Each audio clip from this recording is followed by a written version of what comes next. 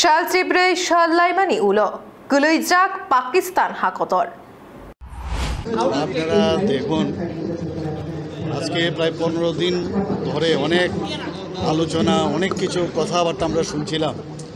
তো পেহেলগাঁওতে যে অমানবিক যে পাকিস্তান পুষ্ট যারা টেররিস্টরা ছিল, যেভাবে নৃশংসভাবে আমাদের ভারতীয় 25 জনকে হত্যা করেছেন এবং আমাদের যে নেপালের আরেকজনকে মানে টোটাল 26 জনকে যে নৃশংসভাবে হত্যা করেছেন, আমাদের যশস্বী প্রধানমন্ত্রী নরেন্দ্র মোদীজি বলেছিলেন যে কাউকে ছাড়া হবে না, টেররিস্টকে ধ্বংস না করা পর্যন্ত ততদিন চুপ থাকবে না ভারত।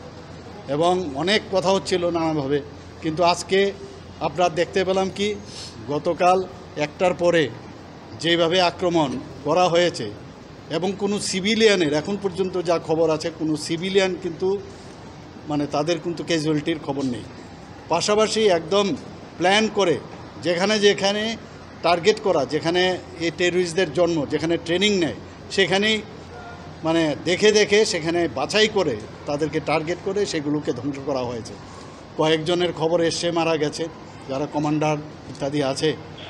তো প্রধানমন্ত্রীজি যেটা বলেন সেটাই করেন। আমরা মাননীয় প্রধানমন্ত্রীজির সাথে আমরা আছি এবং সারা ত্রিপুরার বাসীর পক্ষ থেকে আমি মাননীয় প্রধানমন্ত্রীজিকে এবং আমি যারা আমাদের আর্মি, নেভি এবং এয়ারফোর্স সবাইকে আমরা বলবো যে আপনাদের সাথে আমরা সবাই আছি।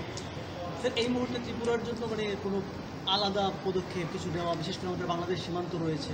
না, আমাদের তো আগেই কালকেও আমাকে প্রশ্ন করা হয়েছিল, আজকে মক ড্রিল হবে।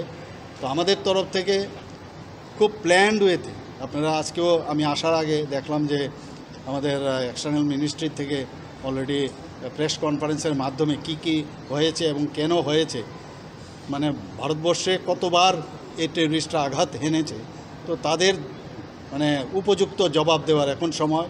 এনাফ ইজ এনাফ, এবং সেটা আমাদের যারা মানে সেনাবাহিনীরা আছেন তার উপযুক্ত জবাব দিচ্ছেন এবং আগামী দিনও দেবেন।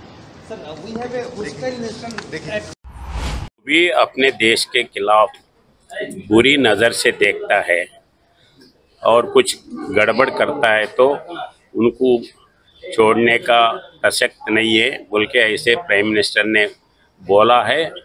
और आज वही बताया है, जो हाइडआउट्स है जहां से ट्रेनिंग करके बेचते हैं उनको आज टारगेट के ऊपर करे हैं।